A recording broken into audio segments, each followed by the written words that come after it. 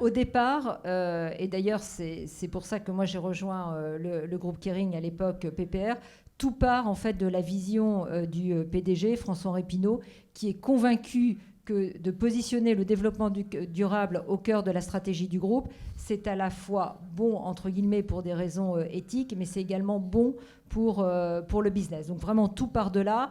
Et cette thématique développement durable, elle se retrouve à chaque niveau de l'entreprise. Donc depuis le conseil d'administration jusque de manière très, très opérationnelle dans les ateliers, dans les tanneries, etc. Donc ça, c'est la première chose. Ensuite, je dirais, ça tombe bien.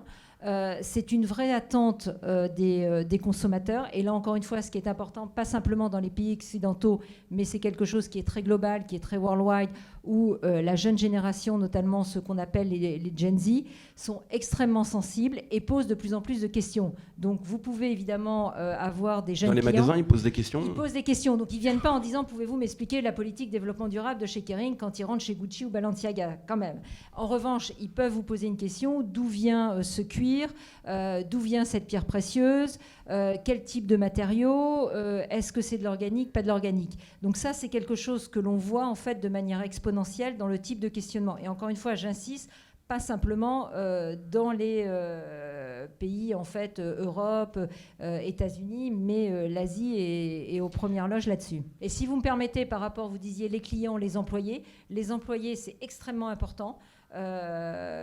C'est un des facteurs non seulement d'attraction des jeunes talents dans le groupe, mais c'est aussi un facteur de rétention. Il ne faut jamais oublier que derrière les employés, vous avez aussi des citoyens qui peuvent avoir des enfants et qui sont de plus en plus conscients en fait, des défis liés au changement climatique, à la biodiversité, à la pollution de l'eau.